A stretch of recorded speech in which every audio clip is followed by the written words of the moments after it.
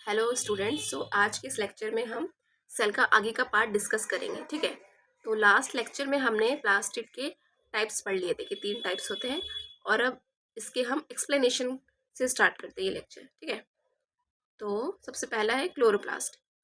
Chloroplast क्या होता है? देखो, chloroplast are the double membrane bound cell organelle. Chloroplast एक डबल मेम्ब्रेन बाउंड ऑर्गेनिल है। ठीक है, प्लास्टिड का ही पार्ट है ये। Inside the chloroplast there is a semi fluid substance called stroma. और इस क्लोरोप्लास्ट के अंदर सेमी फ्लूइड सब्सटेंस होता है, उसको स्ट्रोमा कहते हैं। ठीक है, अभी ये लाइंस पढ़ो, उसके बाद मैं पिक्चर से बताती हूँ कहाँ पे क्या है। ठीक है, within a stroma there are disc shape membrane structure that contains chlorophyll.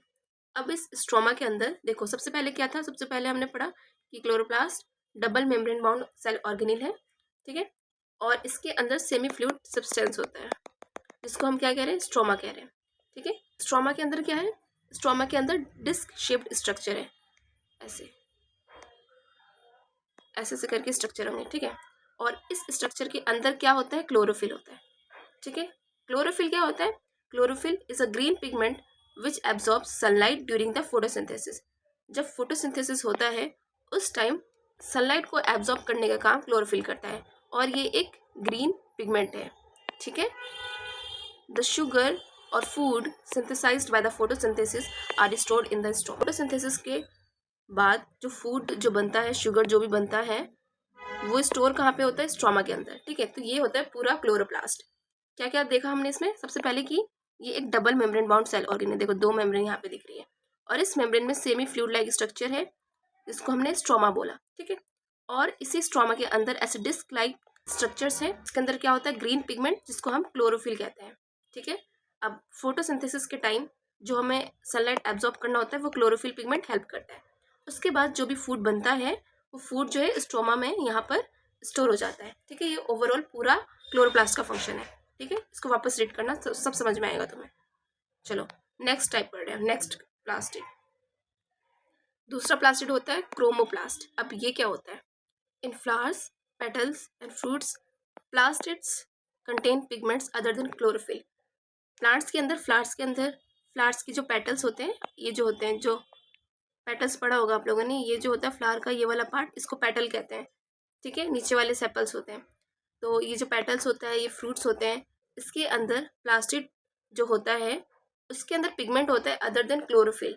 These plastids are called chromoplast. ठीक है, अदर देन क्लोरोफिल का मतलब है कि ये वाला नहीं होता, ये जो क्लोरोफिल होता है ये होता है क्लोरोप्लास्ट में। ठीक है, क्रोमोप्लास्ट में क्या होता है? Pigments other than chlorophyll. ठीक है, and this pigment provides colours like yellow, orange, red और other bright colours and this helps in the pollination. और ये पॉलिनेशन में हेल्प करती है। ये होता है क्रोमोप्लास्ट प्लास्टिड। ठीक है, अब नेक्स्ट प्लास्टिड, नेक्स्ट समझो। लिकोप्लास्ट थर्ड टाइप का प्लास्टिड होता है। It stored food materials such as starch, oil and proteins etcetera and are classified based on the type of food they store. ठीक है, इसके अंदर जो जो वो फूड स्टोर करता है उस तरीके से बहुत सारे छोटे छोटे लिकोप्लास्ट के ग्रुप्स होते हैं। ठीक है, ऐसे समझ लो कि किसी लिकोप्लास्ट में सिर्फ स्टार्च होगा, किसी लिकोप्लास्ट में सिर्फ प्रोटीन होगा।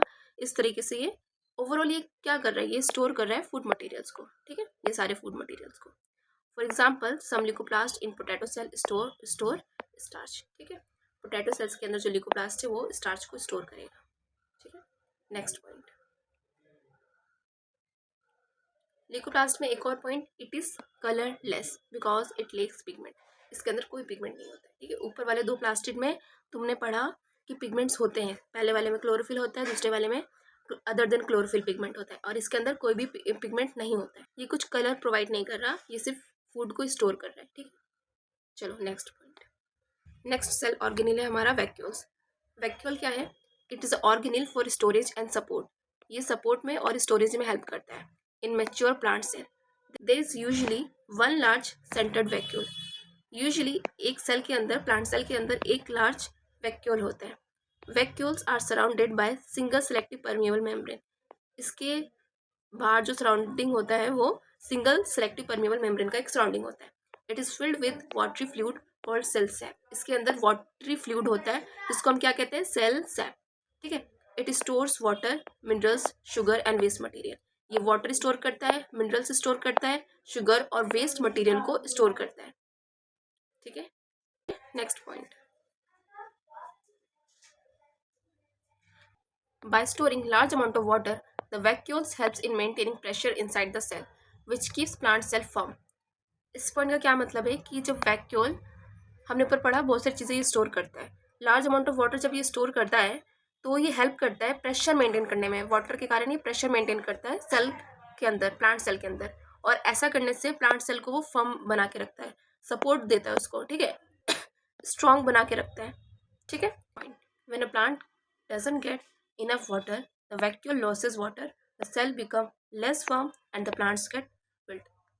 तो इसमें क्या होगा, पानी अच्छा खासा रहेगा उसके अंदर तो प्लांट को फर्म बना के रखेगा, लेकिन अगर प्लांट को अच्छा खासा पानी नहीं मिलेगा जितना उसको ज़रूरत है तो वैक्यूल लॉस कर देगा पानी को, ठीक है, और सेल क्या हो जाएगा, लेस फर्म, वो थोड़ा सा कमज़ोर हो जाएगा और सेल मुरझा जाएगा।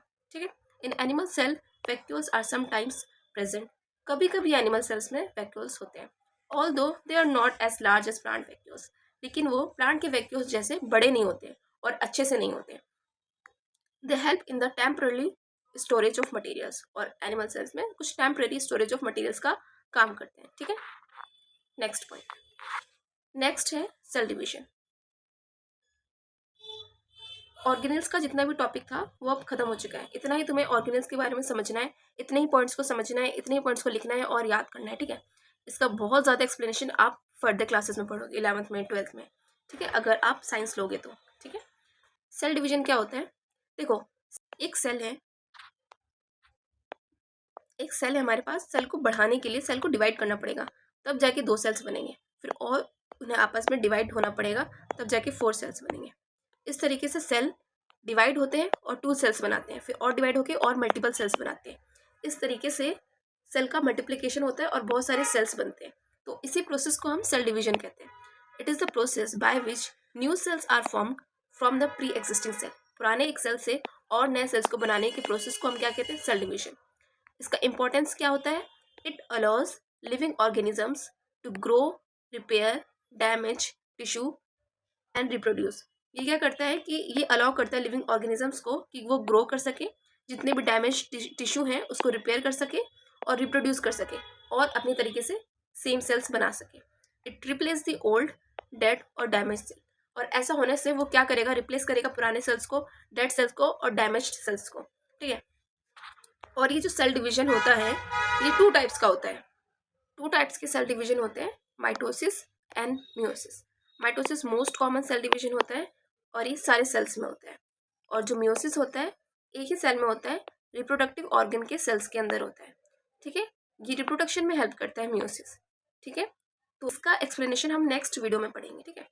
ये लास्ट के कुछ टॉपिक्स बचे हैं जो हम नेक्स्ट वीडियो में कवर अप करेंगे। ठीक है। तो यहाँ तक आप नोट्स बनाओ, उसको पढ़ो, रिवाइज करो और अच्छे से समझो। ठीक है। तो यहाँ पे ये लेक्चर एंड होता है। और बच्चों, अगर आपको समझ में आ रहा है टॉपिक तो आप मुझसे कनेक्ट हो, लाइक करो वीडियो को, सब्सक्राइब करो, और कुछ डाउट हो तो उसको मेंशन कर दो कमेंट सेक्शन में, अगर तुम्हें समझ में आ रहा है तो। ठीक है। इससे मुझे पता चलेगा कि मुझे आगे वीडियो कंटिन्यू रखना चाहिए या नहीं रखना चाहिए। ठीक है। तो थैंक यू।